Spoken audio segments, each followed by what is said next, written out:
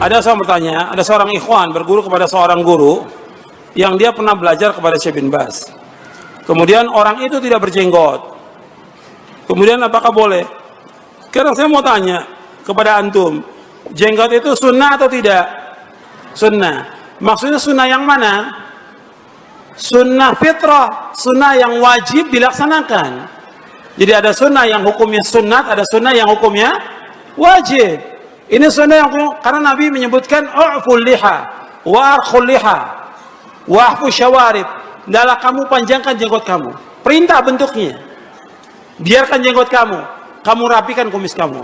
Wa khaliful majus. Hendaklah kamu menyalih orang-orang majusi. Artinya nggak boleh menyalih mengikuti orang majusi yang mereka mencukur jenggotnya. Ini perintah. Makanya para ulama sepakat semuanya. Hanafi, Maliki, Syafi'i, Hambali dan juga Zahiri mengatakan bahwa melihara jenggot hukumnya wajib, mencukurnya hukumnya haram. Jadi nggak jaminan orang belajar kepada Syekh Fulan nggak ada jaminan. Yang penting bagaimana dia melaksanakan sunnah. Bahkan kalau dia benar jujur, Syekh bin Baz pernah berfatwa ketika ditanya tentang masalah jenggot. Ya Syekh, atasan saya menyuruh saya untuk syukur jenggot. Nggak boleh kamu taat.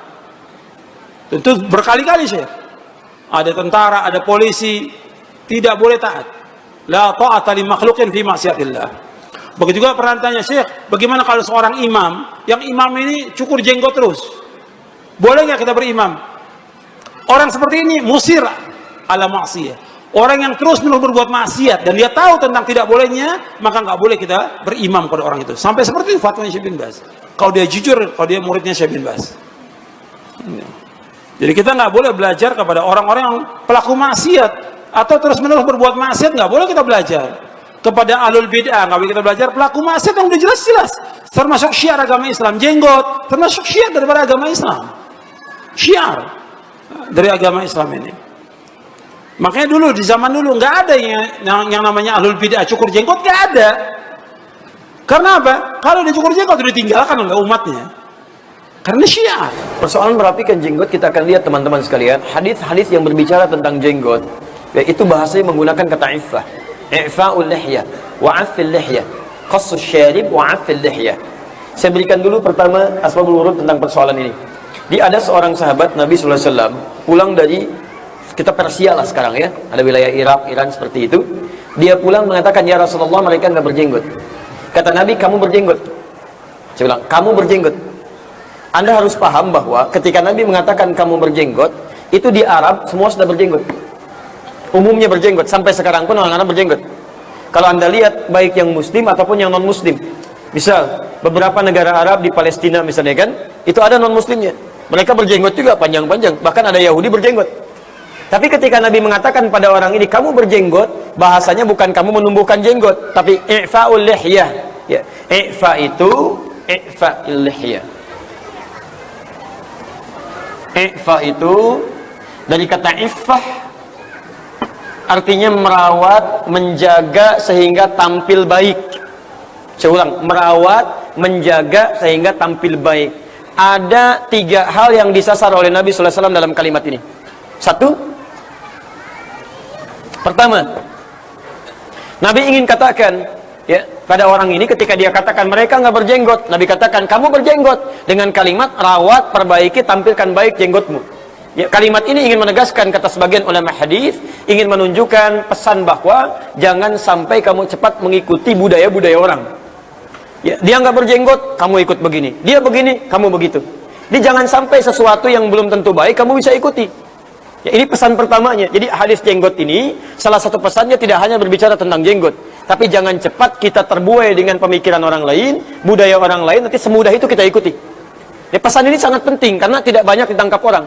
Sekarang antum sibuk mengurus masalah jenggot misalnya, kan salah satunya. Tapi juga kita lupa cepat meniru budaya orang lain yang belum tentu baik untuk kita. Mohon maaf, ya ada sebagian orang dicat rambutnya ikut dicat, Masya Allah. Ada sebagian pakai anting ikut pakai anting. Ada yang dilubangi telinga, ikut dilubangi telinganya. Tanpa tahu bahwa kebiasaan itu belum tentu baik di tempat asalnya. Saya mau contohkan, tahukah Anda, telinga yang dilubangi itu, di tempat asalnya, di wilayah Amerika, Eropa sana, kalau ada seseorang telinga berlubang 1, itu tandanya homo orang itu asalnya. asalnya homo itu. Kalau satu lagi dilubangi, artinya homo yang ini sudah bergaul dengan homo yang lainnya. Itu asalnya. Maka Nabi memberikan jawaban kepada kita lewat hadis yang pertama ini. Detailnya seakan berbicara tentang jenggot, tapi maknanya yang lebih luas berbicara jangan cepat meniru budaya-budaya orang yang belum tentu baik keadaannya. Paham? Satu itu. Yang kedua, beliau ingin menegaskan kamu itu sudah berjenggot. Pelihara jenggot kamu. Pelihara, tapi pemeliharaannya bedakan antara orang Islam yang beriman dengan orang yang belum beriman yang sama-sama punya jenggot. Jenggot orang Islam itu ketika punya jenggot maka rawat dengan baik, tampilkan dengan bagus, kemudian tampilkan keindahan. Jangan sampai kamu punya jenggot berantakan seperti orang-orang itu, tidak terawat, kan? Menjulur begitu saja. Ketika makan ada lalat masuk ke situ, gitu kan? Bersarang di situ dan sebagainya, itu yang tidak diinginkan. Jadi perintah berjenggot ini, satu, Bapak Ibu sekalian, bila ditujukan pada umat Islam, satu, perintah jauhnya untuk menghindari budaya-budaya yang tidak sesuai dengan kita. Yang kedua, khusus bagi yang punya jenggot, silahkan rawat jenggotnya dengan tampilan yang indah.